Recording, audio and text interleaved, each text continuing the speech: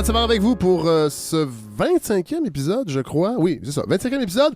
Et là, on a une belle tablée de vieux de la vieille de la balado. On dirait l'action de grâce. Oh là là, comme c'est excitant. Et là, à ce point-là, Ah oui, moi je suis Hélène contente. Faradji, Godefroy Dorado. Bonjour. Comment allez-vous? Ben, je vais très bien. Est-ce que c'est votre nouveau gilet, ça, Godefroy? Non, j'ai pas acheté de nouveau Non. gilet, même si Votre- Fred, j'ai eu votre gilet. Non, j'ai eu beaucoup de suggestions de nos auditeurs. Ah ouais, hein? oui, Ça a marqué. Oui, ça a marqué et tout le monde a bien compris que je n'achèterais pas de gilet.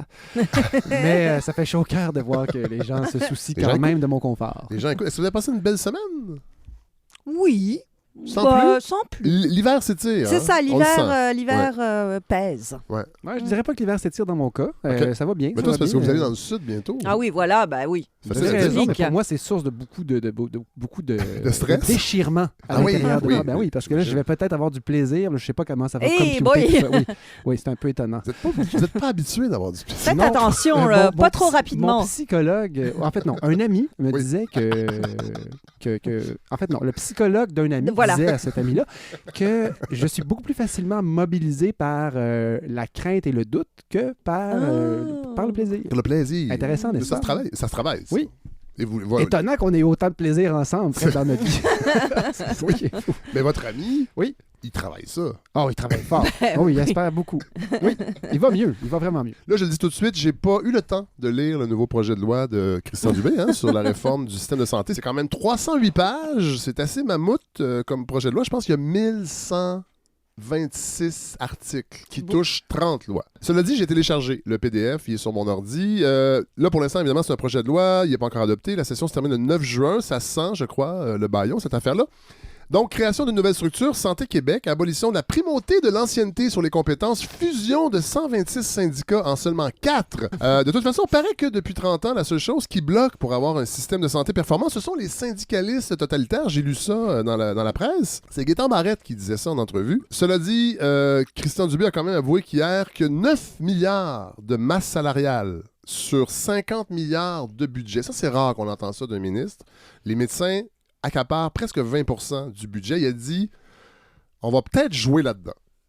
Première fois que j'entends... Peut-être. Ouais, j'ai des gros doutes. Oui, Mais c'est bon. ça. Moi, j'adopte la position de la méfiance pour l'instant. Je pense que c'est sage. Je disais à Ronderfell, notre ami, Godefroy, ce matin dans la Gazette, qui rappelait que dans le document de 300 pages, on y lit le mot patient 4 fois et le mot privé 200 une fois. Alors, je pense que... Quelle conclusion en tirer? Voilà.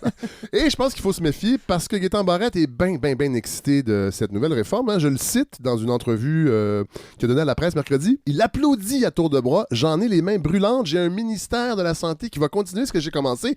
C'est la chose que je pouvais pas faire parce que j'avais tout le monde contre moi et que j'avais un premier ministre qui a choqué. On salue Philippe Couillard. Je poursuis. À un moment donné, peut-on constater que je l'ai déjà dit et qu'ils le font?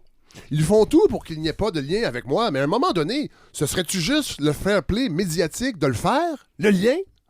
Alors, Gaétan Barrette, qui, on le rappelle, est en attente d'une chirurgie afin de réduire la taille de son égo.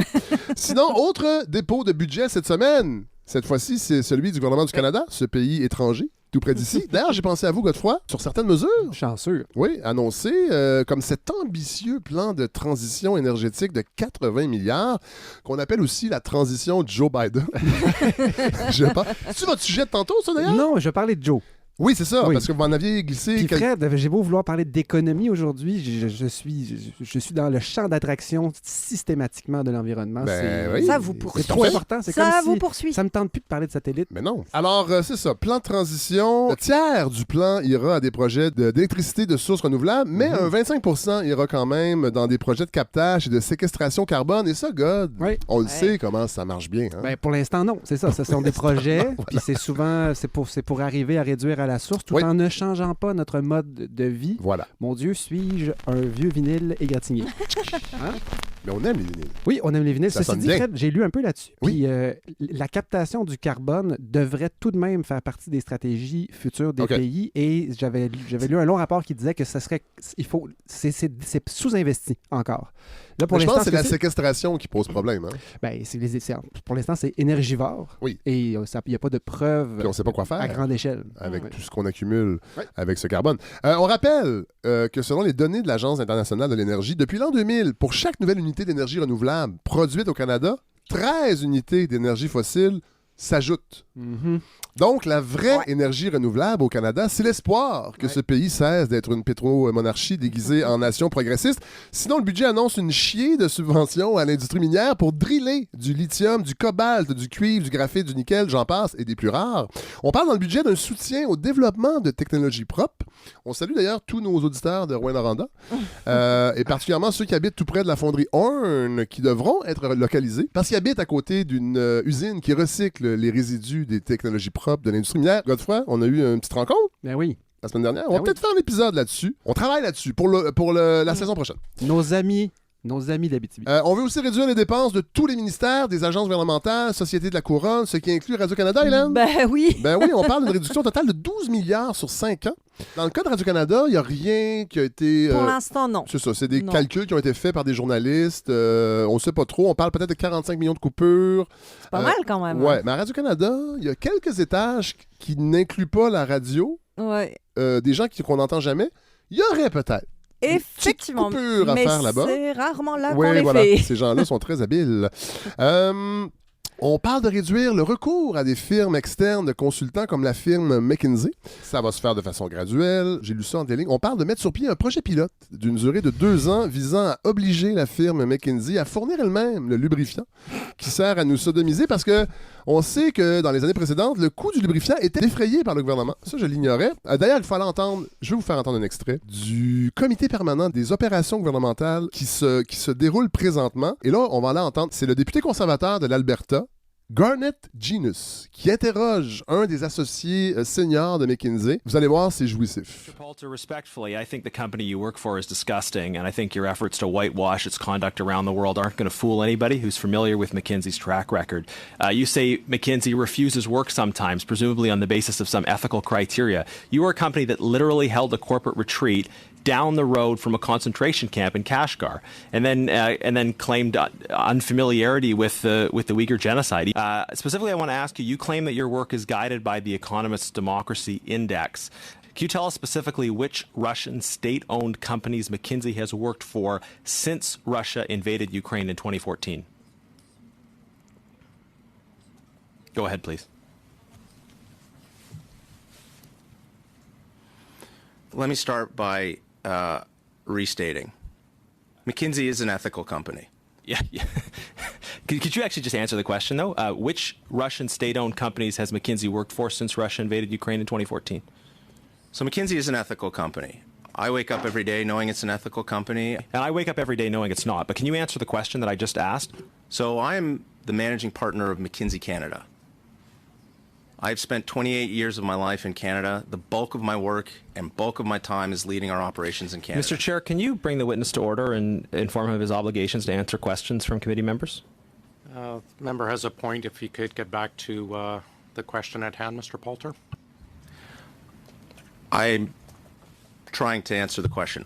I don't know the specifics of what we have done. As I said, So you don't know which Russian state-owned companies McKinsey has worked for since 2014? Correct. Okay. Are you aware that of McKinsey's work for the China Communications Construction Company? Again, Mr. Chair, I lead the Canadian practice. The bulk of my time is in Canada. So you're unaware. Is that what you're telling us? What I am saying is I know we have operations in China, and I know the vast majority of our work in China is for multinational corporations. You work extensively for Chinese state-owned and state-affiliated companies. That's already a matter of public record. You just haven't been willing to release the names of the companies. It's to me that I seem to know more about McKinsey's clients, or at least the names of the clients from media reports, than some of the McKinsey executives or former executives that we've had. Quel mauvais moment Aïe, aïe, ce aïe. monsieur de McKinsey a passé. Et quel travail de ce député conservateur, Quand même, faut le souligner. ouais, ouais. de l'Alberta, Garnet Genius, ouais, qui dans le fond interrogeait le responsable pour tout le Canada, l'associé senior, si on peut nommer ainsi, pour tout le Canada, si il savait si sa compagnie, McKinsey, donc, avait travaillé avec des entreprises d'État chinoises. C'est ce qu'il demande au début. Et là, lui, il dit non, nous, on se fie à un index éthique. On ne travaille pas avec des compagnies étatiques. On travaille seulement avec des multinationales. Et là, après ça, le député conservateur le talonne encore et lui demande est-ce que vous savez si McKinsey a travaillé avec des entreprises d'État russes depuis le début du conflit. Lui dit non, je suis pas au courant, je ne m'occupe que du Canada, mais je sais que c'est une compagnie éthique. Et finalement, le député lui rappelle que, non, c'est documenté, les médias en ont parlé, tout le monde sait que McKinsey a travaillé avec des entreprises d'État et chinoises et russes. Alors, bang. Bon, sinon, le budget déçoit sur la crise du logement. C'est gros silence. On n'en parle pas du tout. Pourtant, en 2016, Justin Trudeau nous promettait une nouvelle stratégie nationale pour le logement. En 2016. Et là, depuis 2016, plus rien. On rappelle qu'un logement sur 5 au Canada appartient à une entreprise de spéculation immobilière. Alors donc, effectivement, il n'y a pas d'urgence. Et là, je tiens à remercier Guillaume Hébert et Colin Pratt de l'Institut de recherche et d'information socio-économique, l'IRIS, qui a publié une synthèse du budget fédéral et qui a inspiré ce segment. Contrairement à un historien bien connu, nous, on cite nos sources à la balado quand on s'appuie sur le travail des autres. Je travaillais fort cette semaine. C'était aussi le dépôt du projet de loi 19 du ministre Jean Boulet qui vient encadrer le travail des enfants. Projet de loi très bien accueilli. Ça, je dois le dire, même par les chambres de commerce, conseil du patronat, c'est quand même assez rare, les syndicats. Cela dit, c'est quand même assez débile qu'on doive légiférer sur le travail des enfants au Québec en 2023. Donc, en gros, l'âge minimum pour travailler est fixé à 14 ans. On limite à 17 heures de travail par semaine jusqu'à 16 ans, sauf pendant les vacances de Noël, la relâche et les vacances d'été. Cela dit, les moins de 12 ans pourront travailler quand même. Ouf, le capitalisme n'est pas complètement foutu, mais ces enfants devront travailler dans des secteurs précis, comme le gardiennage, moniteur dans les camps de vacances, livreur de journaux. Je ne sais pas qu'est-ce qu'ils vont livrer. Le Journal de Montréal, je pense. Oui, probablement. Parce que le soleil, c'est fini. Bah, ou alors, ils livreront des ordinateurs. Le devoir. Pitch des iPads. Ah oui, le devoir, Bien c'est sûr. vrai. C'est vrai, le devoir. Ça fait pas beaucoup de journaux à livrer. Non, voilà. Et les enfants de moins de 14 ans pourront travailler dans des entreprises familiales de moins de 10 employés. Bonne nouvelle pour la balado. Ça veut dire que, techniquement, je pourrais engager Miville, Ah, bonne nouvelle. 2 ans, qui excelle présentement à dire « moi ». Non, et je veux pas. Il y a déjà ça peut être utile. Mais il y a Il y a déjà- presque tout ce qu'il faut. C'est ça. Je pense qu'il y a déjà ça. c'est Un bien. billet, peut-être. Il y a aussi le secteur des jeunes artistes et des jeunes acteurs qui est exempté de la nouvelle loi. Attention par contre, pour les parents qui voudraient faire de leurs jeunes enfants des vedettes du cinéma, ça peut laisser des séquelles. Pensons à Guillaume le Métiverge. C'est pas tout le monde qui est content. Il y a des restaurateurs qui auraient aimé pouvoir compter sur des enfants pour faire rouler leurs entreprises. C'est le cas de plusieurs Tim Hortons qui comptent sur les moins de 14 ans pour survivre. Il paraît que ça peut même aller dans certaines succursales jusqu'à 1/3 des employés qui a moins de 14 ans. En tout respect pour ses franchisés, en toute franchise, en fait. Je pense que le Québec peut se permettre la fermeture de plusieurs centaines de succursales au nom de la scolarisation des enfants et au nom du bon goût du café et des œufs brouillés cuits au micro-ondes. Notre premier ministre François Legault est allé d'un touchant appel pour un Québec plus fin et plus doux. Je ne sais pas si vous avez vu ça. C'était suite à la mort de cette policière en service à Louisville. Je le cite, « On a une société où il y a beaucoup de propos négatifs. Puis je pense que c'est utile de se rappeler qu'il faut être plus gentil entre nous. Il faut être plus doux entre nous autres. Il faut faire attention aux autres et essayer d'être un peu moins négatif. » Faudrait essayer d'être un peu moins malheureux. J'imagine que c'est dans ce même élan de douceur que François Legault s'est félicité de la fermeture du chemin Roxham, lui qui a parlé d'une victoire pour le Québec. Oui, on peut dire que nous aussi, on a maintenant un mur anti-immigration au Québec, mais c'est un mur doux. C'est un mur tranquille. Le Parti québécois s'est aussi félicité de cette bonne nouvelle qu'il réclame depuis longtemps, c'est-à-dire la fermeture du Québec. Et comme le premier ministre Paul Saint-Pierre Plamondon a demandé qu'on soit plus fin, plus gentil et moins négatif envers lui, il a même convoqué un point de presse. Écoutez bien ça. Les épithètes pour les points de vue du Parti québécois étaient souvent très disproportionnés lorsqu'on constate que ces mêmes épithètes-là ne sont pas utilisées pour Justin Trudeau et Joe Biden. Je vise personne, je vous dis, ça a eu lieu par... Faites votre point de presse là-dessus. Exact. Là-dessus, il faut l'écrire, mais après ça, on va se dire, mais de qui il parle? Parce qu'il y en a plein, là, il y a plein d'exemples. Pouvez-vous nommer un groupe qui vous a traité d'extrême? Un expert? Il y en a plein. Faites Parti québécois, extrême droite. Non, mais regardez les médias sociaux. Faites un point de presse ce matin. C'est vous qui êtes journaliste. Vous avoir du monde derrière la tête. C'est nous qui êtes journalistes, c'est vous qui êtes politiciens. Exact. Et moi, je vous ai dit ce que je vous dis. Qui est l'expert d'extrême droite que vous visez? J'ai pas parlé d'experts d'extrême droite. Vous avez dit qu'il y a des experts qui veulent la fermeture des frontières, qui ramènent pas les idées du Parti québécois. Vous avez parlé de la gauche radicale. C'est qui?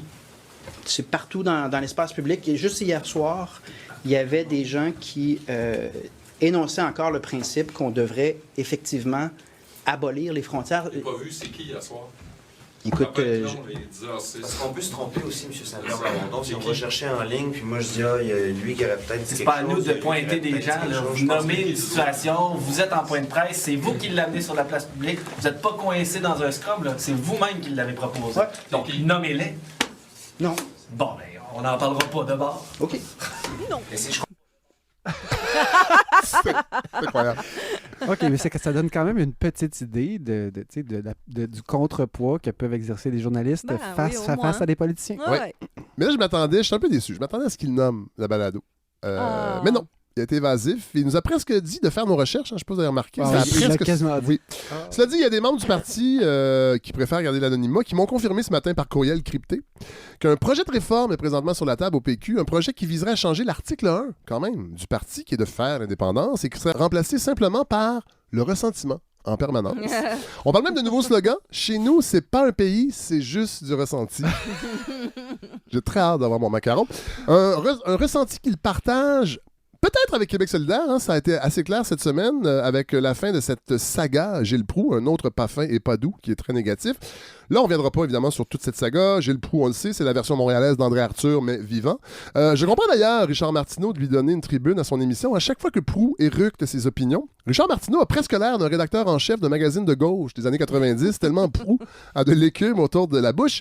Québec solidaire a effectivement eu droit au traitement Gilles Proulx, mais disons qu'ils ont peut-être pris une portion de la tarte à Gilles qui ne leur revenait pas nécessairement. On va aller écouter un petit extrait de notre ancien collègue Simon Jaudoin au 15-18.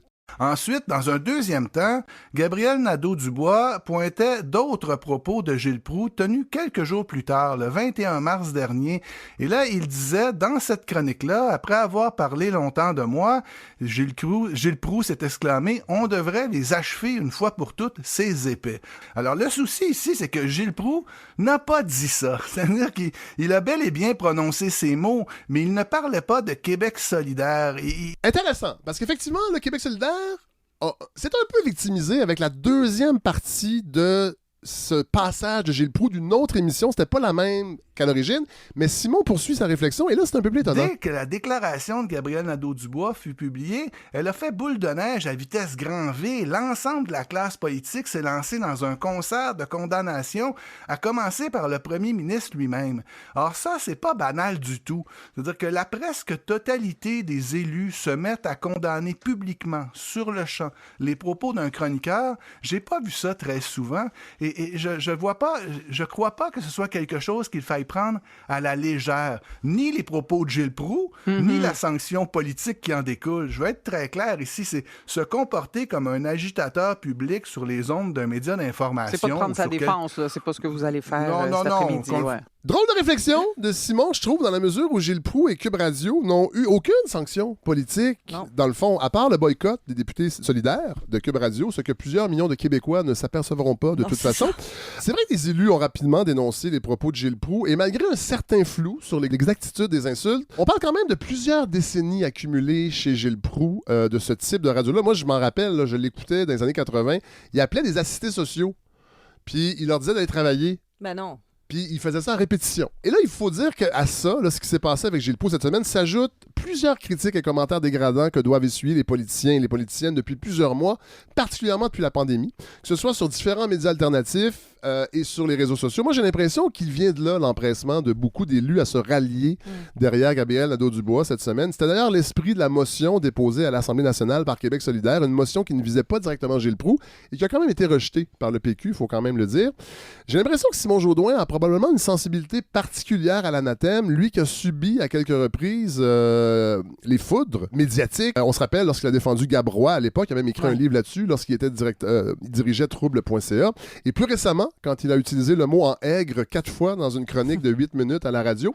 Je le comprends, j'ai aussi un peu goûté à cette médecine l'an dernier quand j'ai osé dire dans une chronique que de jeunes racistes avaient pour idole un sociologue dandy d'une élégance dissidente.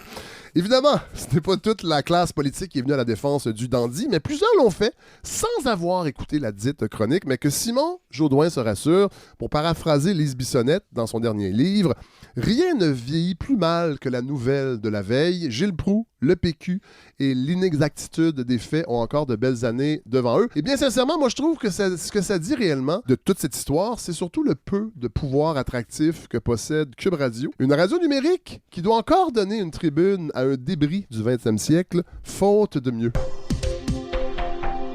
Bon, là, je termine ce petit édito avec un petit mot sur la fin de la grève à l'Université Laval. Ah ben oui, oui. C'est tombé hier soir, c'est terminé. Je pense que la balado, il a joué un rôle important. Les négos ont visiblement débloqué après le passage de Louis-Philippe Lampron lors du dernier épisode. On rit bien, mais il y a des gens de l'université qui l'ont entendu, ce segment-là, parce que samedi après-midi, samedi dernier, j'ai reçu un courriel de la directrice adjointe aux relations publiques qui voulait venir à la balado. OK. Donner sa version des faits. Et que j'avais accepté. D'ailleurs, je dis, ben oui, je fais jamais ça, allons-y. Malheureusement, le conflit s'est réglé. Voilà. Je ne pas eu besoin. Voilà. Ben, je salue quand même les gens de l'Université Laval qui étaient prêts à venir donner leur point de vue. Mais voilà, c'est terminé. Cela dit, il y a encore 10 universités au Canada, je crois, qui sont soit que la convention collective est terminée ou qui commencent les négociations. Fait qu'il va y avoir d'autres conflits. On va pouvoir s'en parler.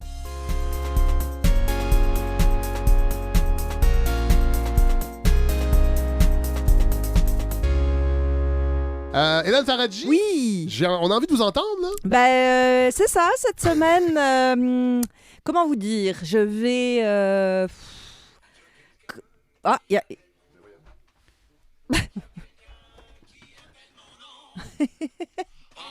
C'est mon téléphone. Qui sonne? Allô? Oui, bonjour. Ah oui, comment ça? C'est Fred Savard? Lequel vous voulez?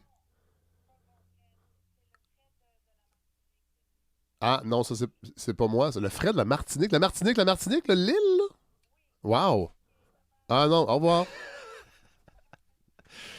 Il y a vraiment quelqu'un qui appelait votre nom, Fred?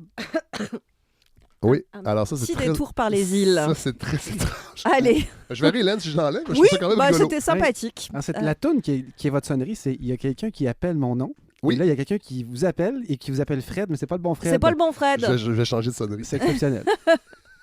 C'est un message de la vie. Hein? Bah, probablement. Allez-y. Oui, je reprends donc. Donc, petit moral cette semaine parce que je vais comme quelqu'un qui voit le métier qu'elle a choisi et dont elle rêve depuis qu'elle est toute jeune, tranquillement foncer dans le mur. Alors, c'est ça. Ah ouais, à ce point-là, ça va.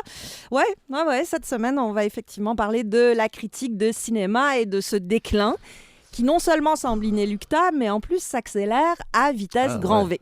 Et là, vous allez me dire, oui, mais c'est comme les vinyles, on a dit 25 fois que ça allait mourir, et puis finalement, non, c'est redevenu full cool, comme le Faucon Pèlerin. Oui. On peut remonter d'ailleurs à loin. La critique, elle a toujours été objet de railleries. Plusieurs ont souhaité qu'elle disparaisse, et depuis qu'elle existe, en fait, elle a toujours été obligée de s'auto-légitimer face à ceux qui disent qu'elle ne sert à rien ou qu'elle n'est que le fait d'artistes ratés et frustrés. Discours qu'on entend et qu'on entend. On l'entend encore, ça? Oh oui. Assez constamment. D'ailleurs, on l'entend depuis les débuts de la critique moderne avec ceux qui allaient devenir les futurs cinéastes de la nouvelle vague, qui à l'époque acéraient leurs plumes et leurs regards dans les pages des cahiers du cinéma, puisque même à l'époque, François Truffaut, alors critique et traître en chef, avait dit... Personne... Attendez, traître en chef? Oh oui, attendez. Écoutez. Il disait « Personne ne grandit en rêvant de devenir critique de cinéma. » Haha, in your face, François, moi j'en ai rêvé, mais in my face aussi, parce que j'aurais peut-être pas dû. Faut que je vous explique pourquoi cette fois, contrairement à toutes les autres où on s'est dit la critique est morte, avec un gros pic d'ailleurs quand l'Internet est apparu, parce qu'on s'est dit... Puisque tout le monde peut y diffuser ses opinions, pourquoi garder des critiques professionnelles dans les médias, ce que plusieurs médias ont pris au pied de la lettre? Pourquoi donc cette fois-ci, ça semble un tantinet plus vrai et surtout un petit peu plus inquiétant? Comme d'habitude, faisceau d'éléments qui permet de dire ça. C'est bien beau, ça. Oui, c'est le faisceau d'éléments de la semaine. Et ces événements, ils ont eu lieu coup sur coup la semaine passée, alors que nous, on parlait tranquillement des woke, du retour de l'ordre moral. Ouais. Et puis... non, en secret se profilait le déclin de la critique de cinéma et ça commençait par un premier événement assez beau en réalité, l'annonce du tout dernier film que va réaliser Quentin Tarantino, 60 ans au compteur et qui a décidé de faire un dernier tour de piste avant de laisser faire. C'est vrai ça? On peut le croire? Ah oui, ça fait longtemps qu'il dit qu'il va faire 10 films, ouais. qu'après 60 ans, on n'a plus grand-chose à dire. Bon, ça, c'est son... c'est lui qui dit ça, mais Ouais. oui, ça fait longtemps qu'il dit que le 10e sera le dernier. Et ce 10e va s'appeler The Movie Critic. Et il sera consacré à celle dont il a toujours dit que c'était en la lisant qu'il avait appris le cinéma, l'immense Pauline Kael. Pauline Kael sera interprétée par Jessica Chastain dans le film, mais si vous ne la connaissez pas, c'est la critique du New Yorker, en particulier courant des années 60-70. Grande pourfendeuse de Kubrick, fallait le faire quand même, de Clint Eastwood, qu'elle appelait le macho facho, virée de plusieurs... Ça a quand même peut-être bien vieilli. Oui. Elle a été virée de plusieurs magazines parce qu'elle était considérée trop méchante. Elle est l'autrice des textes les plus fondateurs sur Scorsese, Coppola, De Palma. Une femme qui s'est toujours contrefichue du consensus, qui pourfendait l'ennui dans les films. Une femme qui a tellement porté la critique au rang d'art qu'elle a été la seule critique invitée à siéger sur le jury de Cannes. C'était en 1977. Sinon, c'est des cinéastes ou des artistes. Okay.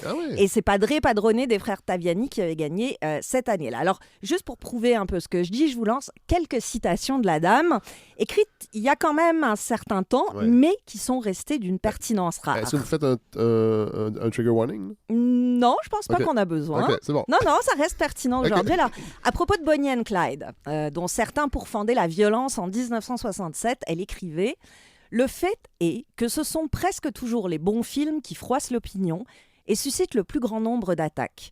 Cela en dit long sur le caractère inoffensif de la production courante et sur la passivité avec laquelle sont reçus les films. » Wow. À propos de Black Girl, en 1972, à quelques exceptions près, les films black sont présentés, financés et vendus par des blancs qui laissent aux acteurs ou aux réalisateurs le soin de jouer les porte-paroles des effets thérapeutiques que ces films sont censés avoir sur la communauté noire en créant des héros noirs. Wow! Ça, c'est en plein courant Blaxploitation. Voilà. Et en 1974, alors qu'elle se désolait du peu de résonance de Mean Streets, de Scorsese évidemment, chez les jeunes, elle écrit « La nouvelle génération d'étudiants et de lycéens va voir des films dont il n'y a rien à dire une fois la séance finie, des films à consommer sur place. » Dans les années 70, Pauline Kael évoquait déjà la mollesse intellectuelle des films populaires, le tokenisme ou bien sûr la débilité grandissante des films de franchise. C'était un phare dans la nuit, en tout cas pour moi, elle l'a été. Et elle l'a été pour la plupart des critiques en exercice aujourd'hui, enfin s'ils se respectent.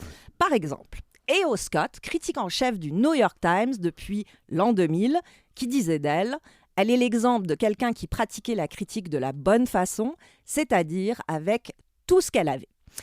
Et bien sûr, l'idée d'un film fait par l'un des plus grands cinéastes américains en exercice, sur elle, c'est un juste retour des choses. Hélène, j'ouvre une parenthèse. Le rapport de Tarantino avec la critique dans sa carrière? Très positif. Okay. Ouais, d'abord, la critique l'a adoubé. Elle a beaucoup aimé. Il a rarement eu à souffrir de critiques méchantes. Mais en plus, c'est un des rares qui a souvent... Parce que c'est un autodidacte, Tarantino, qui a jamais passé par les écoles de cinéma. Et il a dit depuis le début, moi, c'est en lisant Pauline Kael que j'ai appris le cinéma, que j'ai compris comment on mettait en scène, comment on racontait des histoires. Donc, il va lui consacrer son dernier film, Juste retour des choses, mais on peut se demander si ce film qui va faire entrer Pauline Kael dans l'histoire populaire fait pas aussi assister à une page qui se tourne et qui peut-être se referme. Tu vas la mortifier un peu. C'est ça, celle de la critique. Parce que, justement, cette annonce de dernier film de Tarantino sur Pauline Kael est arrivée en même temps que ce deuxième événement qui menace l'état même de la critique et que cet épisode absolument passionnant du 23 mars dernier du podcast quotidien du New York Times, The Daily, présentait ainsi. From the New York Times, I'm Michael Barbaro. This is The Daily. Today, A.O. Scott on why, after 23 years as a film critic at the Times, he's now done with the movies, and what his decision reveals about the new realities of American cinema. Coup de cymbale, coup de tonnerre même, on aurait pu mettre, parce que effectivement la semaine passée, ce fameux A.O. Scott, référence parmi les références, ce Saul qu'on savait pouvoir plier mais qu'on pensait jamais voir tomber, a décidé d'arrêter. Pas parce qu'il part à la retraite, sinon ce serait beaucoup moins plate, mais parce qu'il en a marre de ce que le cinéma est devenu. Et je le dirai jamais assez, mais la base de la critique, c'est l'amour. L'amour qu'on a pour le cinéma, la passion qui fait qu'on espère que chaque film qu'on va voir va nous secouer jusqu'au trognon, l'adoration qui permet qu'on s'enquille des tonnes et des tonnes de navets dans l'envie, peut-être illusoire, que le chef-d'œuvre nouveau est à venir. Et si l'amour n'y est plus, eh ben, on raccroche. Dans The Daily, E.O. Scott commence de la plus belle façon en décrivant comment il est tombé en amour avec le cinéma. C'est sa mère, en fait, qui, lorsqu'il était ado, a eu une occasion de travail à Paris. Il l'a accompagnée pendant quelques mois et il a commencé à fréquenter les innombrables salles indépendantes parisiennes. Les fameux cinémas de quartier. Ben oui, on a tous envie d'en avoir dans chaque quartier, mais bon, à Paris, ils les ont. Et ça lui a fait découvrir un cinéma américain que même lui, aux États-Unis, ne fréquentait pas. Mais surtout, il donne dans The Daily une définition de la critique qui est absolument magnifique. C'est celle qui transforme l'acte critique non pas en un acte de supériorité ou d'autorité, mais de compagnonnage. Parce que E.O. Scott, il avait beau avoir accès à des tonnes de films, il était seul à Paris. Il parlait pas français. Non, c'est ça. Et c'est en lisant sur les films qu'il allait voir qu'il a compris que la critique pouvait être une entité avec qui dialoguer, avec qui partager cet amour-là. Et les années ont passé, et en tant que critique, il a reconnu qu'il avait connu un des âges d'or du cinéma américain, puisqu'il rentre au Times en 2000. Donc il connaît ce cinéma américain de la fin des années 90, début des années 2000, quand le jeune cinéma américain de Tarantino et consorts s'est construit. Tout est construit dans cette... Oui, j'ai pensé à mon affaire. Donc quand ce cinéma-là prenait d'assaut... C'est pour ça que vous êtes critique. Mais oui. Vous savez de quoi vous parlez. Prenait d'assaut les salles avec un propos sociopolitique très fort, provocateur, parfois dérangeant. Et c'est avec ces films-là que E.O. Scott a conçu son métier, c'est-à-dire un dialogue qui permettait à ses lecteurs d'aller découvrir des films vers lesquels ils ne seraient peut-être pas allés, de les sortir de leur zone de confort pour leur faire comprendre que le cinéma, c'est beaucoup plus que des habitudes. Mais le désamour, ou en tout cas une industrie qui a changé. Parce que oui, comme tout le monde, E.O. Scott a vu son rapport au cinéma profondément modifié par les streamers, les Netflix et autres, qui, en rendant suraccessibles les grands films, en les mettant à disposition comme un énième épisode de The Office, a fini par faire perdre à ces films de leur rareté et donc de leur... c'est vraiment intéressant. De leur valeur culturelle. Donc la mauvaise curation. Exactement. Sa théorie qui est vraiment sensée, c'est que plus un film est accessible, moins il donne envie aux gens de le voir. Et surtout, son idée, c'est que les algorithmes, vous savez, ces fameuses suggestions qu'on nous fait, choisissent les contenus en fonction de nos goûts. Mais ça encourage une vraie passivité du spectateur, ce qui est l'exact opposé du critique qui justement veut challenger tes goûts, veut t'inviter à sortir de ton carré de sable. Et c'est d'ailleurs ce que vient de confirmer Ed Sheeran, qui, me souffle-t-on à l'oreille, est un chanteur populaire. Roux, ouais. Et qui, en entrevue avec Rolling Stones, a eu ces mots incroyables. Pourquoi est-ce qu'on aurait besoin des critiques ? Écoutez la musique, c'est maintenant disponible gratuitement et faites-vous votre propre opinion. Champion, un champion. Mais la critique la plus virulente d'E.O. Scott, c'est contre la domination mondiale du cinéma de franchise. Celui qui est porté par des marques DC, Marvel ou même Pixar. On peut le dire. Il n'a pas tort. Une domination qui, selon lui, a nui au reste du cinéma en l'étouffant, qui a conduit à une forme de décadence de l'imagination. Et il a raison, comment on fait la différence entre Avengers 2 ou 14 c'est pas vraiment possible. Tout à fait. Les films pour enfants aussi, c'est toujours un peu la même chose, avec des animaux différents. Et cette domination, elle est particulièrement marquée dans le cinéma américain. Alors, petite parenthèse pour vous dire, nous, on a la chance ici d'avoir des options autres que le cinéma américain. On chiale, mais on a ce choix-là. Aux États-Unis, ils l'ont de moins en moins. Et donc, le critique du New York Times prend acte de cette décadence, mais surtout... il en a contre l'idée même de ces films de franchise, parce que ce sont des films sur lesquels il n'y a pas grand-chose à dire. Ce qu'il appelle des argument-proof movies. Bien sûr en raison de leur contenu, qui est pauvre, mais aussi en raison des réactions outrée, parfois extrêmement violente des fans du genre, quand quelqu'un ose dire que c'est quand même limité comme formule, un super-héros qui sauve le monde. Mais, et voilà exactement pourquoi les critiques sont un apport essentiel au monde de la culture. Pourquoi sans eux, sans leurs réflexions, l'art, c'est juste une succession d'images qui font plus ou moins de sens. Pourquoi ce sont des spectateurs professionnels qui enrichissent notre rapport et au cinéma et au monde. Voilà comment E.O. Scott décrit la dérive à laquelle nous fait assister cette domination sans conteste des franchises de super-héros.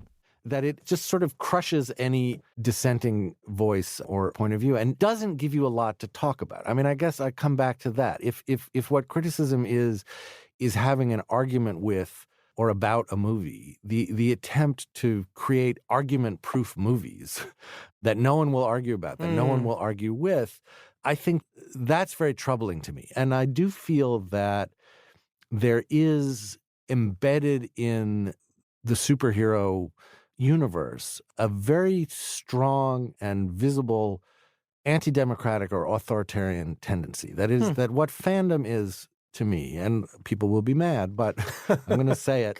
Fandom is about obedience and about conformity. It's not challenging yourself. It's not stepping out of your cinematic comfort zone. Exactly. It's saying, I like this, and if you don't like this, I'm going to, I'm mad at you. I hate you. Of you on Twitter. You're a hater. It's not really about having an argument or even about regarding the thing that you are devoted to, that you supposedly love, as worth arguing about. So it's not just critic-proof. It literally undermines the very notion, the very idea, the very point of criticism. By design. That's its intention. That is, I think, what's the most sinister aspect of it, is that's the world it imagines. Ouais. Le fait que l'industrie américaine se repose presque entièrement sur ces films de super-héros incriticables mine à sa façon l'idée même de démocratie. Parce que le totalitarisme, qui est bien réel, t'es obligé d'aimer, sinon ferme ta gueule. Et Dieu sait que Twitter, c'est un parfait exemple de t'es mieux d'aimer parce que sinon tu vas te prendre toute une volée de bois vert. Sauf que ce totalitarisme-là encourage une passivité, une obéissance quasi aveugle qui ne sont ni bonnes ni productives, ni pour le cinéma, ni pour le monde en général. Et évidemment que ça m'a fait de la peine d'écouter cet épisode de The Daily et d'apprendre la démission de E.O. Scott. Parce que, d'abord, j'ai plus la naïveté de la jeunesse et je sais très bien que les patrons de presse vont se dire « Pourquoi j'embaucherais des critiques si même celui qui a le plus de stature dans le milieu jette l'éponge ?» Mais aussi parce que, à part à la balado, où on résiste encore pour la démocratie, ça a l'air de rien, mais quand même... La critique risque encore plus que d'habitude de se réduire à peau de chagrin.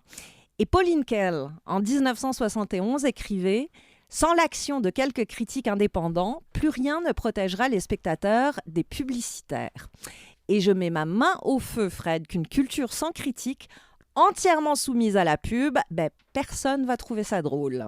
Merci, Hélène. Merci.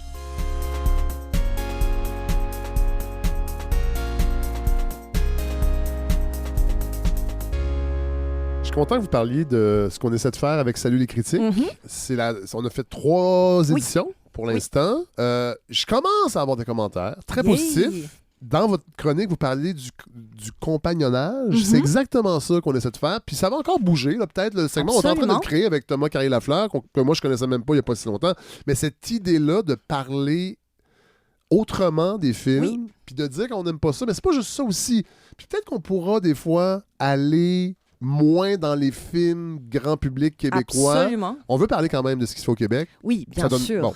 Mais peut-être, c'est vrai, d'aller ailleurs, d'aller regarder ailleurs. Ouvrir les horizons. Mais cette idée d'avoir une fois par 5-6 semaines un 90 minutes où on parle de cinéma, moi je trouve que, en tout cas, c'est la mission que j'ai envie que la balado défende. Voilà. Godefroy? Fred, quand je suis venu la dernière fois, il y a un mois. Et vous aviez été dérouté, et j'en ai parlé à mon père, qui est un de nos auditeurs, puis qui m'a lui aussi relevé le même...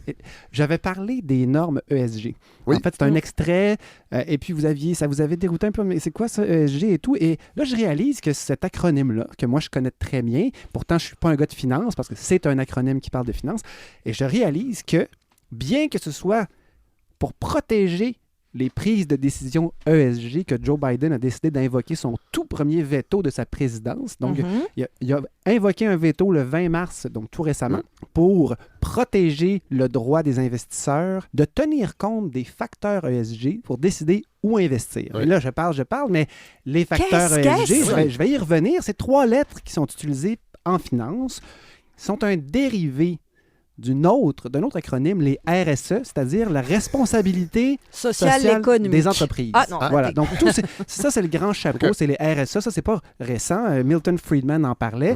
Là, c'est une nouvelle variation qui s'appelle ESG. En fait, c'est comme si on classe toutes nos idées de responsabilisation des entreprises dans 3 colonnes. La colonne environnement, la colonne sociale, donc on pourrait parler de diversité, etc., S, et le G, qui est la bonne gouvernance. C'est-à-dire ne pas être trop officiellement des gros pourris. Et donc, voilà Fred et Hélène et tous nos amis à la maison. De quoi, quand j'ai vu que la nouvelle sortait, mon Dieu, c'est important, Biden invoque son premier veto, et là, en plus, le Daily, pour en faire une deuxième, nous offre un super épisode le 13 mars, donc un peu d'avance, avant que le veto sorte, pour nous faire vraiment un épisode d'une 20aine de minutes que je vous recommande. Tout simplement, on explique pourquoi les républicains sont si en verra que ça contre les normes ESG. Ils sont souvent en verra. Les républicains. En effet, mais les démocrates. J'ai pas dit que ce sont des verras, attention. Ah non! Je veux pas que les fans, les républicains, qui sont un peu comme les fans de Marvel, sont fâchés. Peut-être qu'il y a une corrélation. De savoir que Joe Biden doit se braquer pour s'opposer aux républicains qui essaient de museler cette volonté d'orienter un peu les investissements des fonds de retraite américains. Moi, je me dis, OK, est-ce que c'est du sérieux? Est-ce que ça voudrait dire que c'est menaçant pour vrai, pour la droite? Et là, je me mets à chercher. Puis là, je me dis, je vais chercher pour mon ami Fred, pour Hélène, mais aussi pour nos auditeurs à la maison. À toi, Julie. À toi, Martin. À toi, Alfonso. À toi, Mounia. Xiaoxu. Me voyez-vous faire? Je suis en train de faire de l'inclusion. Oui! Ça veut dire que si quelqu'un, un jour, voulait nous coter, nous donner une cote ESG, peut-être qu'on coterait bien. Et là, que des gens, Fred, voudraient investir. Ah! C'est bien le fun. C'est incroyable. Ça serait le fun. Si jamais... D'ailleurs, je répète, la campagne de financement n'est pas terminée. Oui. Fait que là, ESG, ça va? C'est un acronyme qui parle d'environnement. Compris. Pour un peu harnacher... les investissements. Surtout, Fred, donc ça s'est né à peu près dans les années 2000, l'acronyme RSG, mais il y en a eu d'autres avant. Mais plus récemment, c'est ce que le Daily nous expliquait, mais ce que j'ai lu aussi ailleurs, depuis 2008, depuis la crise financière aux États-Unis, il y a beaucoup d'Américains qui ont perdu énormément et qui sont devenus extrêmement critiques et cyniques du monde de la finance parce qu'ils avaient des... Alors qu'avant, on n'avait pas de raison. Absolument aucune. Non, mais là, c'est que ça a touché des millions d'Américains qui ont perdu leur maison, qui pensaient avoir investi dans des fonds sécuritaires et c'était des fonds, en fait, complètement hasardeux. Et il fallait rebrander ou revamper l'image. Mais là, vous dites, je sais pas si c'est un lapsus, vous dites rebrander. Est-ce que ça fonctionne? Mais ce qui est intéressant de comprendre, c'est que peu à peu, les entreprises se rendent compte, tant qu'à faire des efforts pour revamper notre image, bien là, il faut la rendre visible, cette image. Et là, on crée des rapports d'activité dans lesquels on intègre des notions et on dit, bien, voici ce qu'on fait pour le E, voici ce qu'on fait pour le social. Et là, il y a une industrie qui se superpose à ça, qui est une industrie de la cotation. Et qui vient vous voir et qui vérifie à quel point ce que vous affirmez est vrai et soutenu par des faits. Et qui finit par donner cette fameuse note. Qui donne des scores ESG. Et là, après ça, tu as les plus grands fonds internationaux, BlackRock, Vanguard, il y en a d'autres, qui, eux, créent des assemblages et qui deviennent des fonds ESG. Et là, quand vous avez dit, déjà ici, on essaie d'investir des fois nous-mêmes comme individus. Dans nos...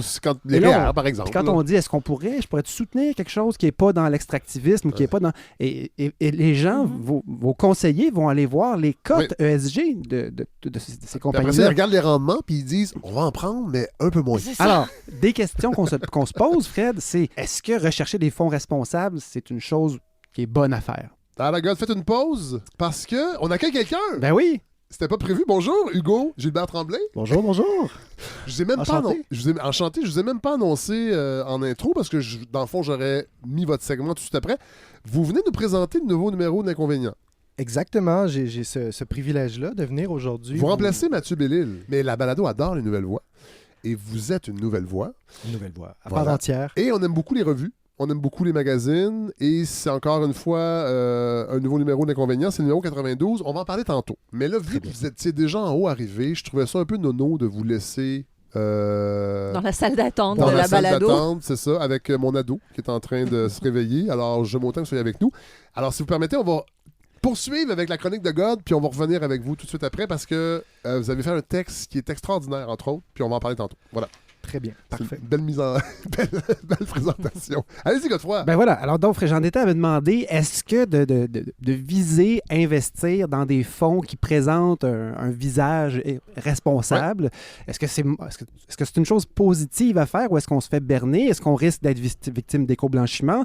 Est-ce que le cadre ESG est simplement une nuisance? C'est ce que les républicains avancent. Oui, c'est-à-dire que ça pourrait nuire. ça vient ralentir ou entraver les bonnes affaires, puis ultimement nous empêcher, moi et Hugo, de faire beaucoup d'argent.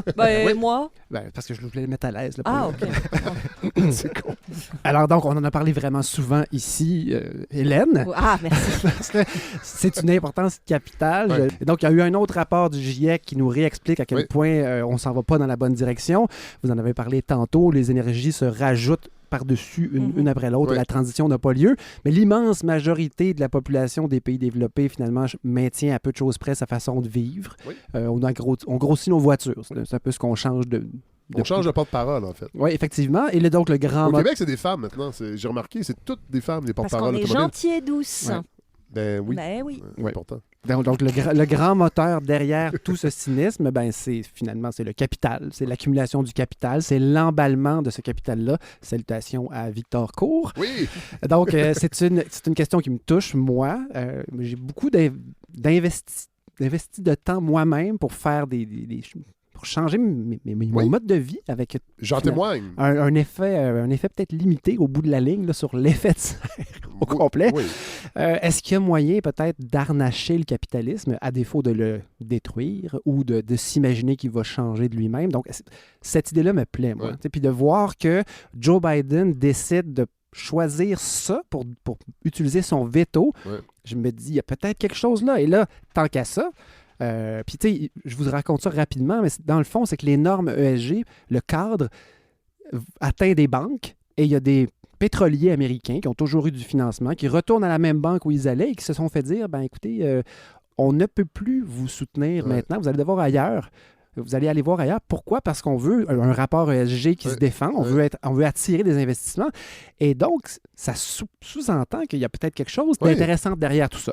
Et donc, je ne peux évidemment pas vous en parler moi-même. J'ai fouillé, et c'est ce qui fait, Fred, que j'ai autant d'extraits, c'est que j'ai rencontré des gens intéressants. Et il a fallu que je trie, parce que souvent, les gens à qui je parlais en avaient pas beaucoup d'intérêt pour les ESG finalement, mais ils semblaient dire que c'était peu intéressant, une mode, etc. Mais donc, j'ai continué à fouiller.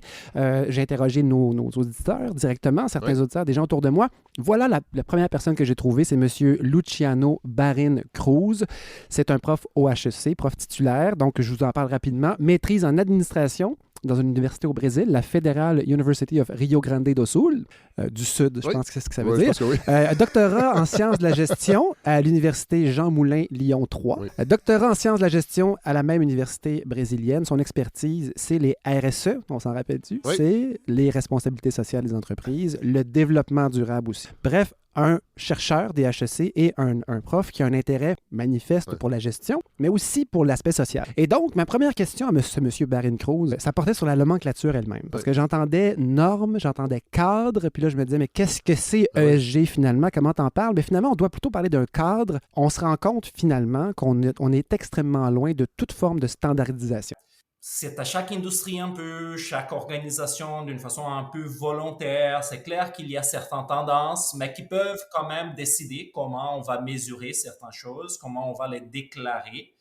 Et après, il y a un certain nombre d'organisations qui sont des consolidateurs de données, qui vont aller capturer ces données-là, faire des analyses, et eux-mêmes, à travers une méthodologie propre, qui ce n'est pas non plus standardisée, ils vont créer des scores pour certaines de ces organisations. Et ça va faire en sorte qu'on peut avoir à la base une mesure qui n'a pas été faite de la même façon par les entreprises, et ensuite des consolidateurs qui utilisent des méthodologies différentes aussi pour mesurer ces différentes choses-là. Et là, ça nous donne une grande variation. Voyez-vous là, à quel point... oui. Il faut surtout pas se raconter d'histoires. Ça ne veut pas dire qu'il n'y a pas des entreprises, en fait, des projets de standardisation, de développement, mais on parle de valeur. Mettons qu'on parlait d'une concentration, un volume, un tonnage de CO2 que votre compagnie émet à tous les jours, ça se calcule. Mais même ça, j'expliquais tantôt que c'est super compliqué. Un tonnage de droits de l'homme, c'est très dur. Entre une entreprise ici et une entreprise au Pakistan. Exactement. Ouais. Fait que là, je vais quand même demander de développer un peu sur le plan académique, dire pourquoi une compagnie voudrait choisir de prendre ce chemin-là quand même. Donc, supposons qu'on réussisse à standardiser un peu, ce qui est en train de se passer tranquillement. Donc, première raison, c'est pour des principes moraux. Donc, il existe des gens, des directeurs de compagnie qui ont des principes moraux et on va établir la bonne chose à faire. Et donc, ce serait la première raison. Alors, on leur souhaite bonne chance à tous. La gestion du risque, ça, c'est l'aspect le plus intéressant. Il faut comprendre que les gestionnaires de fonds de placement, comme les fonds de retraite aux États-Unis, choisissent des risques et un rendement. Et là, on pourrait dire une compagnie qui décide d'anticiper ce qui va arriver sur Terre dans les prochaines années et qui va tenir compte, par exemple, que le niveau de la mer va monter. Juste ça. Et là, va prévoir ne pas construire une usine sur le bord d'une plage, par exemple. Et ça lui donne une bonne cote ESG parce qu'elle prend des décisions qui tiennent compte du E. Par contre, on est loin d'un cadre qui oriente des décisions pour éviter les changements climatiques. On est devant une prise de décision pour anticiper la catastrophe. Mais il y a une autre couche. On pourrait aussi décider d'investir dans des compagnies qui, elles, donnent des indices qu'elles anticipent la légifération qui pourrait ultimement un jour arriver. Et donc, une compagnie qui s'adapte d'avance pourrait devenir intéressante. Ça, ce que je vous dis là, c'est le discours pro-ESG. C'est le discours qui vous dit, c'est pas seulement des entraves au capitalisme, c'est aussi associé, assez corrélé avec des bons résultats financiers, finalement. Et là, c'est ce que les républicains disent, c'est que c'est en fait un cheval de Troie progressiste qui s'installe dans nos banques. C'est le woke capitalisme. C'est ça, exactement ça dont on parle. Et donc, là, la grande question que je pose à M. Cruz, c'est, avec tout ce qu'il me dit là, sur l'absence de standardisation, est-ce qu'on peut quand même espérer une corrélation entre une bonne cote ESG, même si c'est un peu flou, et une bonne performance? Et sa réponse, c'est tout simplement, il est trop tôt. On n'a pas la standardisation. Bref, plus d'études, mais lui dit, ça vaut la peine de continuer à essayer de standardiser. Maintenant, ça me prend un autre point de vue, un point de vue un peu plus critique, un peu plus, je dirais pas désabusé, mais un point de vue sociologique peut-être même sur la question. Et vers qui on se tourne dans ce temps-là, Fred? Vers ce monsieur Yves-Marie Abraham, qui a écrit le livre « Guérir du mal de l'infini ». Donc, c'est un professeur agrégé au HEC, sociologue, détenteur d'un doctorat en gestion, donc drôle de bébite. Et donc, cette idée-là d'encadrer le capitalisme, est-ce que c'est niaiseux? Est-ce qu'on devrait militer, faire tomber les gouvernements, puis laisser faire? Est-ce que c'est naïf? Et voici sa réponse. Mais pour une part, les normes ESG, ça reste quand même des normes internes finalement à ce milieu-là. Et c'est précisément ce que ce milieu cherche toujours à faire, en fait, à éviter que ce soit l'État qui se mêle de ses affaires, justement. Donc les normes ESG, c'est une émergence, autant que je sache, de ce monde-là pour essayer finalement de faire la démonstration que c'est un milieu qui est capable de s'autocontrôler, en fait. Mais donc Biden joue le jeu du grand capital. Moi, je connais pas bien Joe. Moi non plus. Je le connais pas très bien. Mais ce que je trouve qu'il a l'air jeune. Tout à fait. Sa face a l'air jeune. C'est le fun parce que... Je sais que c'est superficiel. Un tout petit peu. Quand même. Il y a plusieurs normes dans son visage. Écoute, il a quand même pris position là-dessus, mais moi, ma première réponse, c'est pour avoir l'air plus libéral, pour avoir l'air plus progressiste. Mais c'est ça. Et s'opposer. C'est la crainte que j'ai. Puis après ça, il n'y a pas eu à s'opposer avant parce qu'il n'était pas minoritaire. Mais ça reste, comme le dit Yves-Marie, si on suit son point de vue, c'est une règle qui émane de la bête elle-même. Après ça, on parle des efforts individuels comme les miens, comme peut-être les vôtres, qui sont un peu futiles comparés à... pailles en papier. Voilà, qui vont dans le nez des tortues. Mais qu'est-ce qu'on fait? On se tourne vers quoi? Mais petit comique, il me sort une citation d'un gars de droite, Milton Friedman, pour me répondre. Moi, j'aime beaucoup finalement un texte de Milton Friedman. Donc, vous voyez, quand même, on est aux antipodes là politiquement, lui et moi, mais qui était très critique finalement par rapport justement à toute la stratégie RSE, en disant mais non, la job d'une boîte, c'est de faire du fric. Mais finalement, l'entreprise, peut-être que ce qu'elle a de mieux à faire, c'est effectivement d'essayer d'accumuler de l'argent. Après, ensuite, collectivement, à nous de voir comment est-ce qu'on peut rediriger ça, etc. Mais finalement, c'est peut-être la meilleure stratégie quand on est dans ce monde-là que de laisser l'entreprise le faire dans des limites qu'on va poser, mais qui vont être posées par l'État. Voilà, les limites doivent venir de l'État, pas du domaine lui-même qui est problématique. Et donc, est-ce qu'on peut compter sur la bonne volonté des entreprises? Lui, ce qu'il dit en citant Friedman, c'est non, c'est faut pas. Alors donc, c'est l'État. Au moment où notre premier ministre nous dit qu'il faudrait qu'il y ait plus de gens gentils, c'est lui qui devrait cadrer des grandes compagnies. Et au fédéral, plus de privés pour faire la transition écologique. Malgré qu'on y met 80 milliards de dollars dans un fonds vert. Pour les aider. Bon, alors, encore une fois, le défi, c'est que l'État est plus ou moins, mais beaucoup plus que moins, totalement, lui aussi, comme nous, comme vous et moi, investi dans le capital. Et donc, s'imaginer qu'il va tout à coup se retourner et cadrer, il y a des endroits où ça se fait. Yves-Marie Abraham enseigne dans une institution qui est aussi tournée vers ce capitalisme. Absolument. Mais en même temps... Les HEC sont pas là pour détruire le capitalisme. Non, mais ils ont quand même embauché un gars comme Yves-Marie Abraham. Et ils ont un pôle qui est le pôle IDEOS dans lequel Yves-Marie Abraham se retrouve. Et aussi notre autre interlocuteur, Barine Cruz. Donc, un volet plus social. Et nos futurs comptables et gestionnaires passent par là. Et donc, il a quand même accepté, il a été bon joueur, de me dire un peu plus académiquement 2 raisons pour lesquelles le cadre ESG, c'est une fausse piste. Donc, on en connaît déjà une. Un autre élément qu'on aurait pu deviner un peu, c'est l'immensité du système économique si on veut mesurer les impacts de chacune des étapes sur ce qui se passe en aval et en amont. Bref, c'est comme une tâche finalement impossible, en plus que ces fameuses normes émergent du milieu lui-même. Donc, si on veut résumer cette merveille-là, les républicains grossièrement à la droite, ils en ont peur. Hein, c'est le cheval de Troie. Yves-Marie Abraham, lui, leur accorde une influence bien mineure parce qu'elles émènent de la bête elle-même. Monsieur Barine Cruz, donc lui, ce qu'il nous dit, c'est qu'il est encore beaucoup trop tôt pour déterminer, parce que ceux qui prônent les ESG disent, mais c'est un bon investissement. On n'est pas anticapitaliste, on n'est pas en train de vous ralentir. Vous allez vous ralentir si vous investissez dans le pétrole. Mais lui dit, il est trop tôt pour conclure qu'effectivement, les ESG, donc ça reste anecdotique si depuis 4 ans, les fonds ESG ont bien performé. Et là, qu'est-ce qui se passe? Je laisse un dernier mot de la fin à ce monsieur Barine Cruz, Fred. Parce que si on veut justement que les choses ne soient pas anecdotiques de la part des organisations, il faut qu'on ait des mécanismes de savoir qu'est-ce qu'elles font. Il faut que ça entre de la même façon que c'est régulé, qu'il est comptable, il doit faire la comptabilité d'une organisation, il a certains indicateurs qu'il faut les sortir chaque année.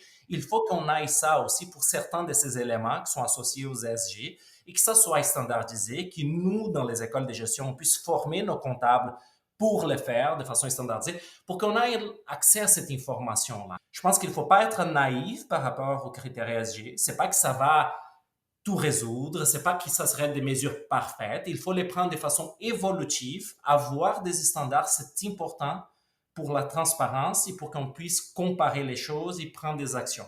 Mais il faut toujours s'en douter, il faut toujours avoir un esprit critique par rapport à ça pour qu'on puisse les faire évoluer aussi, ces standards. En gros, finalement, c'est qu'on peut pas simplement se laisser bercer par l'idée d'un fonds ESG, mais tout en réalisant qu'il ne faut pas perdre de vue que c'est une bonne idée de pouvoir comparer l'image si cette image-là s'appuie sur des standards de plus en plus sérieux. Et il y a des efforts européens, mais il y a aussi des efforts montréalais. Il y a une entreprise à Montréal qui est très bien placée. J'ai malheureusement pas le nom. Il y a des efforts montréalais pour standardiser. Et encore une fois, Fred, qu'est-ce qu'on se dit? Plus on creuse, plus on se rend compte qu'il y a quelque chose qui, quand on regarde du côté américain, semble tout noir ou tout blanc. Évidemment, c'est pas aussi simple que ça. Et plus on s'intéressera à ce qui se passe autour de nous, plus éventuellement on prendra des bonnes décisions. Mais pendant qu'on parle, j'aime bien le souligner, la transition dont on parle n'arrive pas. Non. Hey, merci, God. C'était tout un défi. C'était un sujet... gros morceau. Très costaud. Oui, mais d'habitude, quand je trippe, ça finit par passer. Oui. On va quand même la réécouter une deuxième fois. On verra. Merci, God. Merci.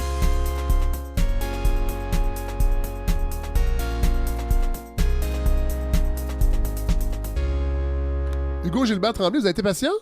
Absolument. J'ai été captivé par... Oui, vous avez écouté. Exactement. Oui. Content de vous accueillir, nouvelle voix. Vous êtes professeur adjoint à la faculté de droit de l'Université de Montréal? Depuis moins d'un mois, en fait. Depuis tout mon nouveau. entrée en fonction a eu lieu le 1er mars, donc c'est un peu comme le papillon qui sort de sa chrysalide. Là, ouais. Je suis en train de... C'est la première fois que je rencontre un professeur d'université. Quelques jours après. Si luisant. Si luisant. De sa chrysalide. Et vous êtes membre du comité éditorial de la revue L'Inconvénient. Oui, depuis 2015. Voilà. Et là, vous venez nous présenter le nouveau numéro. Printemps 2023 que j'ai entre les mains. Couverture magnifique. Absolument magnifique de Marianne Letarte, qui est celle qui s'occupe de nos couvertures, qui est aussi dans le comité éditorial de la revue. Oui. Et le thème, la vie surveillée. Commençons peut-être... Bon, évidemment, il y a le premier texte qui est celui d'Alain Roy. Oui, donc Alain Roy, qui est aussi par ailleurs le directeur de la revue et qui y va avec un éditorial dans lequel il réfléchit au thème de la surveillance, mais aussi présente un peu chacun des textes. Oui. Et ce qui est intéressant avec son éditorial, c'est que au début de son texte, il dit que lui, il s'attendait, on fait un numéro sur la surveillance, donc ce qu'on va avoir, c'est finalement une série de textes qui vont critiquer la société de surveillance, qui vont afficher une forme de résistance à la surveillance. Et là, tout à coup, il réalise que la plupart des textes, en fait, ont plutôt pris le thème de façon, j'allais dire, plus lucide ou plus désillusionnée, en se disant, mais finalement, il ne s'agissait pas pour les auteurs de critiquer tant la société de surveillance que de s'interroger sur les raisons profondes de l'existence d'une telle société et qu'est-ce que ça traduit sur l'être humain, finalement. Il y a un texte, entre autres, de Jonathan Durand-Folco. C'est drôle, on en parlait avec Claude Vaillancourt la semaine dernière dans l'entrevue sur la fin du néolibéralisme, sur ce que Durand-Folco appelle le capitalisme algorithmique, et le texte s'appelle « Pourquoi aime-t-on être surveillé ?» Note sur la société algorithmique de l'hypervisibilité. Pour aller dans le sens de ce que je disais précédemment à propos de ce que disait Alain Roy, justement, le texte de Jonathan Durand-Folco s'ouvre avec la formule assez choc « Tout le monde est surveillé et tout le monde s'en fout ». Oui, voilà. C'est une espèce de constat de dire, mais finalement, qu'est-ce qui fait que on sait tous que la surveillance est généralisée, omniprésente, etc., mais il y a une forme de consentement des surveillés. Ouais. C'est d'ailleurs le titre de l'éditorial d'Alain Roy, le consentement des surveillés. Il y a un consentement des surveillés. Personne ne s'émeut de cet état de choses. Et donc, lui, ce qui va l'intéresser, Jonathan Durand-Folco, c'est il va essayer d'historiciser ce consentement à la surveillance en essayant de montrer comment ce qu'il appelle justement le capitalisme algorithmique est en train de créer d'une certaine manière la subjectivité dont il a besoin pour se reproduire. Et ce il va dire qu'une des formules qui résume cette subjectivité-là, c'est je suis vu, donc je suis. Et il va notamment citer à l'appui un sondage qui rapportait que jusqu'à 86% des jeunes Américains veulent devenir influenceurs, ce qui atteste d'une certaine manière que le système est en train de sécréter les gens dont il a besoin pour créer de la donnée, pour se reproduire. C'est ça. Mathieu Bellil, qui signe un texte, L'Empire invisible. La suite, donc j'imagine, lui, j'ai pas lu encore son texte, il poursuit un peu la réflexion qu'il avait apportée dans son essai. Oui, exactement. C'est-à-dire qu'il se penche en fait sur les GAFAM. Donc, dans ce contexte-là, donc sur la spécificité de ces entreprises gigantesques qui finalement étendent leurs tentacules dans tous les recoins de notre existence. Mais il va aussi s'intéresser dans son texte à la figure de Steve Jobs, etc. Mais une des idées qui m'est apparue les plus stimulantes dans son texte, c'est cette idée parce que lui aussi se demande qu'est-ce qui fait qu'on consent à cette surveillance-là et qu'on s'y abandonne d'une certaine manière. Lui, ce qu'il va dire, c'est que, d'une part, il va développer l'idée que, finalement, cette puissance, la puissance incommensurable de ces entreprises-là, on y consent d'une part parce que c'est un peu une puissance qui est irreprésentable et qui s'efface un peu derrière ses applications. Et on circule dans Facebook, sur Twitter, on surfe dans ces choses-là sans trop se savoir ou en tout cas observer concrètement qu'on est en train de se faire épier de toutes parts. Mais l'autre hypothèse que Mathieu Bellil formule, c'est que, en fait, ces entreprises-là qui nous surveillent, qui captent nos données, qui amassent des informations sur nous, finalement, on consent à leur surveillance parce qu'on devient soi-même des surveillants en leur sein. Oui. Et donc, on devient partie prenante de cette surveillance globale. Donc, il y a comme une espèce de pacte implicite, tacite entre les individus qui utilisent ces applications-là et ces entreprises-là. Vous allez nous surveiller, mais en échange, on va devenir soi-même des surveillants. Je veux qu'on parle de votre texte. Oui.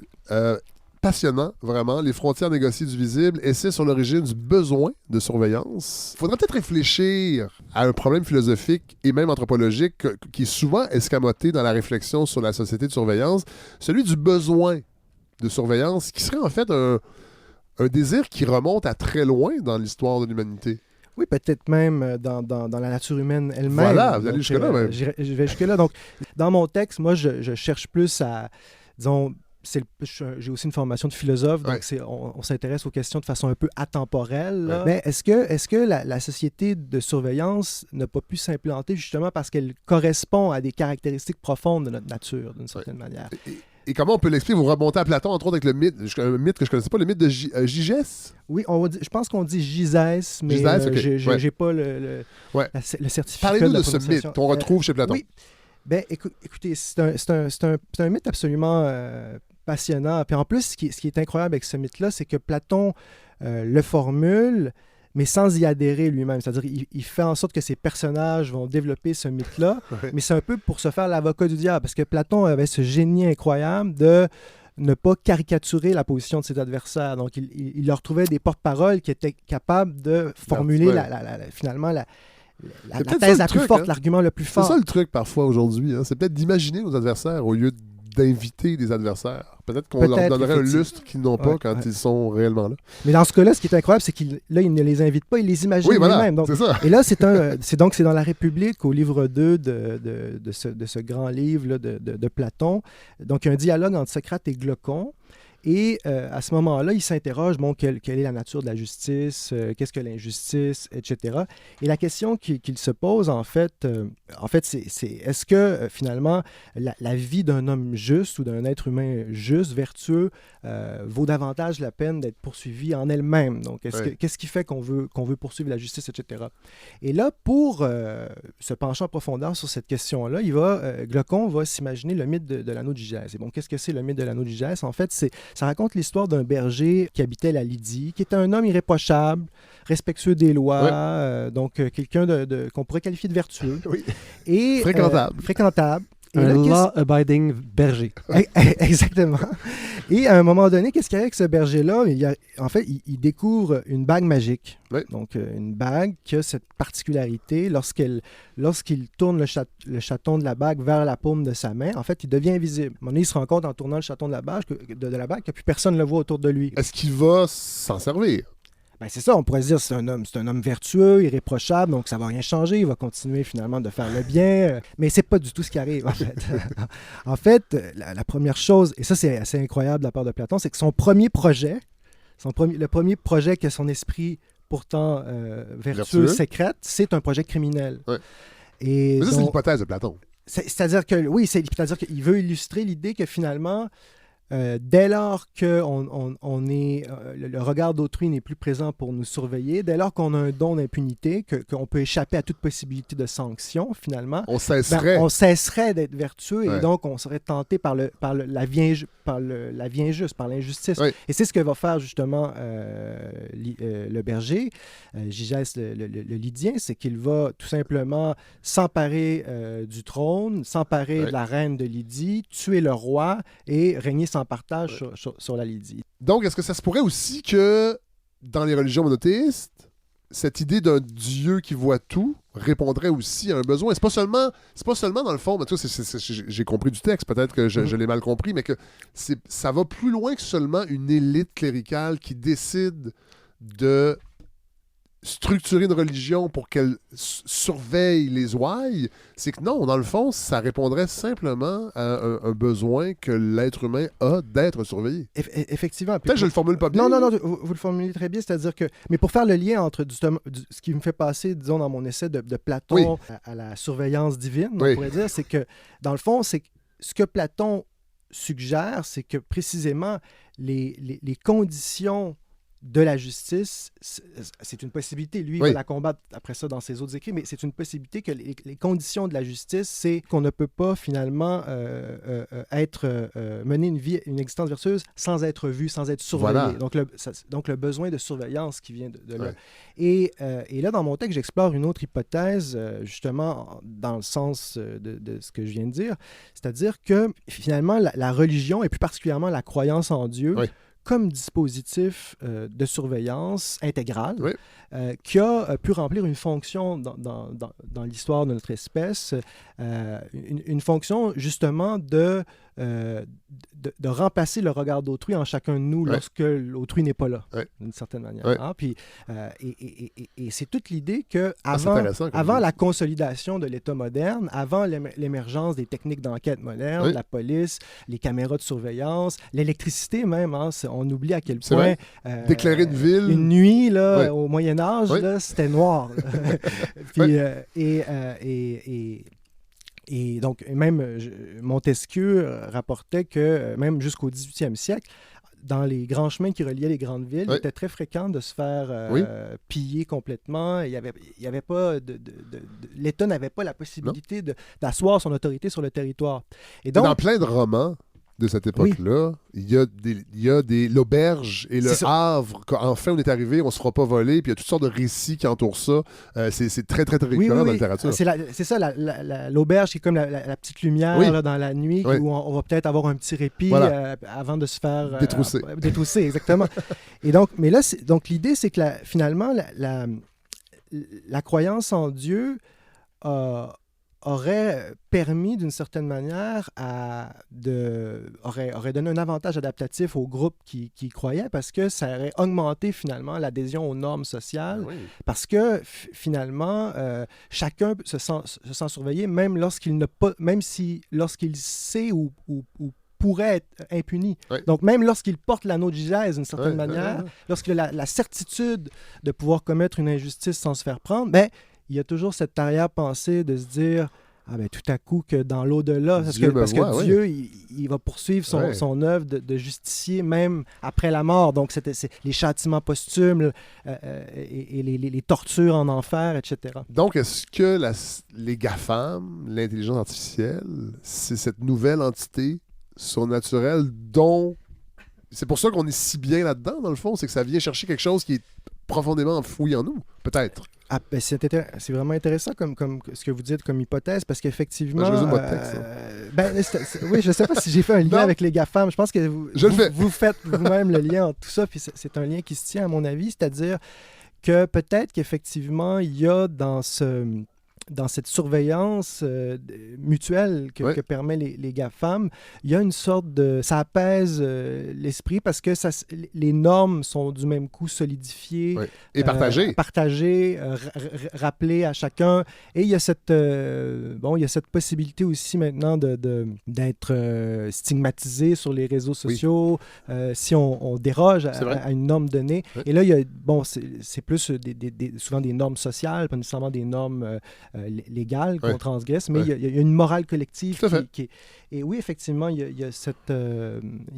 les GAFAM remplissent une certaine fonction de surveillance. C'est certainement une hypothèse à explorer. Sinon, dans ce numéro, il y a aussi... Puis moi, c'est toujours une partie que j'aime beaucoup, plus vers la fin, où on va parler, en fait, critique de livres, ou en tout cas, aux présentations de livres et québécois et étrangers. Il y a un portrait de l'artiste Julie Ouellette par Marianne Letarte, vraiment intéressant, que je ne connaissais pas du tout. Artiste visuel. L'inventaire dans l'inventaire de Robert Lévesque, qui prend prétexte de la parution de l'œuvre de Régent Ducharme dans la collection Quarto de Gallimard, pour nous parler des voitures de Régent Ducharme, où il habitait, des chats de Régent Ducharme. Moi, c'est drôle, je ne suis pas un grand lecteur de Régent Ducharme, mais j'aime beaucoup lire. Sur Régent Ducharme. Et ce texte-là est fantastique pour ça, de Robert Lévesque.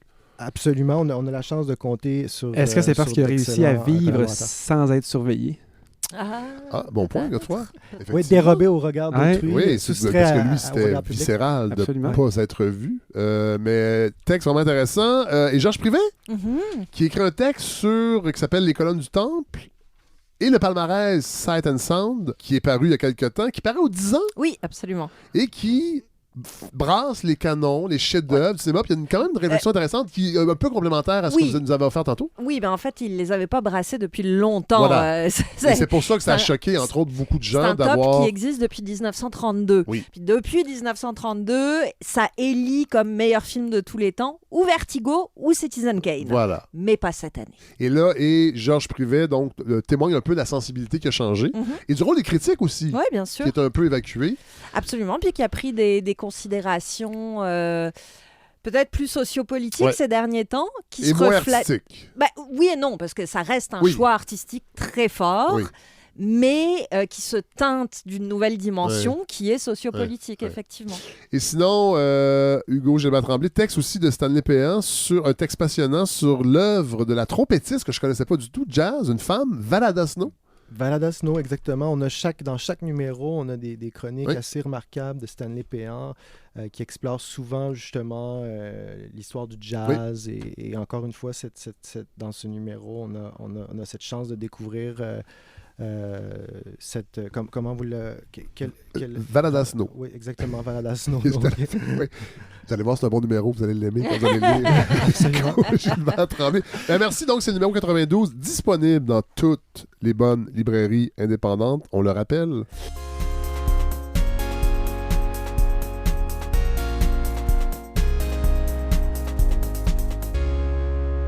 Alors voilà ce qui conclut ce 25e épisode de la balado. Je rigole parce que c'est pas la vraie finale qui avait été préalablement enregistrée. J'étais en train de faire le montage et finalement, c'était pas très bon. Ce que j'avais préparé, il y avait tout le monde, malheureusement. C'était une des rares fois où on aurait pu terminer un épisode avec tout le monde, mais je m'étais mal préparé mes notes pour la chanson qui, de toute façon, a changé.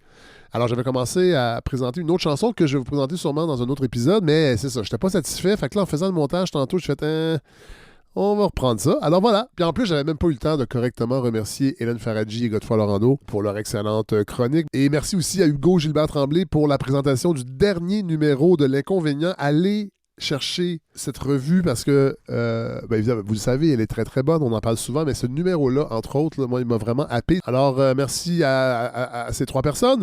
Jean de Victoriaville, 12 avril prochain, nous serons, moi et Godefroy, au Forum de mobilité durable qui est organisé à Victoriaville. C'est toute la journée du 12 avril. Il y aura des conférences, il y aura des ateliers et nous, on va animer un panel sur la mobilité durable ailleurs que dans les grands centres. Entre autres, ce sera un des angles qui sera abordé. Ça sera devant public. Je sais qu'il y a un coût d'admission pour participer au forum, mais si le cœur vous en dit, venez quand même nous voir. Nous serons là pour cet enregistrement devant public qui va être diffusé le samedi suivant, parce que je pense que ça tombe mercredi. Voilà. Alors, on sera à Victoriaville, moi et Godefroy Lorando. Je salue aussi tous les nouveaux auditeurs et les nouvelles auditrices qui se sont joints à la balado depuis 2 semaines. J'ai vu vraiment une augmentation du nombre de téléchargements.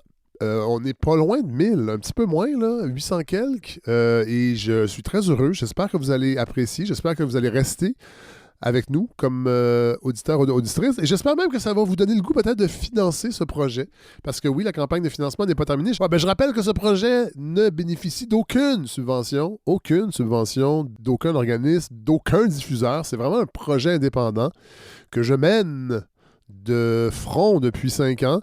Et voilà, donc je sollicite la participation financière des auditeurs et des auditrices qui le peuvent.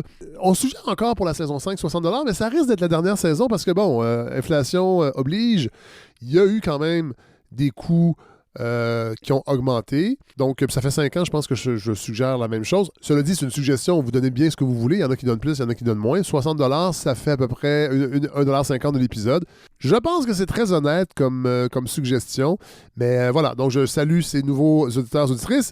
Et je vais, comme chaque épisode, terminer en chanson. Et je l'ai changé la chanson. C'est pour ça aussi que je refais cette conclusion d'épisode. Parce que j'ai repensé à la métaphore utilisée par Hugo Gilbert-Tremblay tantôt quand il disait qu'il était nouvellement professeur d'université à la faculté de droit, qui se sentait comme un papillon qui sort de sa chrysalide. Et c'est drôle, hier soir, en repensant à ce passage, il y a la chanson de The Cure, de Caterpillar, qui a popé dans ma tête. J'avais jamais repensé à cette chanson depuis que je l'écoutais au secondaire. C'est très bizarre, hein, comment un cerveau fonctionne parfois. J'étais allé la réécouter et j'ai dit, mon Dieu, c'était donc une bonne chanson.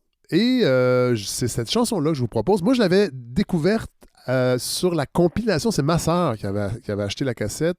Staring at the Sea de Singles. Donc, c'est une compilation des simples qui était sortie par The Cure en 1985. Je pense que c'est la date de sortie de la compilation. De Caterpillar est sortie en 84, excusez-moi, sur l'album de Top. Composition de Robert Smith. Et c'est une chanson vraiment originale. On connaît beaucoup à moins d'être très fan de Cure, là, on connaît Just Like Heaven, Boys Don't Cry, Close to Me, des chansons qui sont quand même assez standards dans leur structure et dans leur instrumentation, mais de Caterpillar, elle est vraiment particulière. Puis The Cure en ont quelques-unes de ces chansons-là. Moi, je suis pas un fan assidu de The Cure. J'ai quelques vinyles, entre autres, que j'ai rachetés, que je suis content d'avoir. Le premier album et Head on the Door. Je les ai pas tous, mais cette chanson-là, je m'en rappelais plus du tout. Elle était comme enfouie dans le coin de mon cerveau et elle a rejailli avec la métaphore d'Hugo Gilbert Tremblay. Donc voilà, c'est ce que je vous offre comme chanson. Je vous souhaite une excellente semaine et on se retrouve la semaine prochaine. On va parler d'écofascisme. Livre paru chez Lux que j'ai terminé, qui est vraiment, vraiment intéressant et beaucoup inquiétant. Vous aurez tous les détails la semaine prochaine. Salut tout le monde!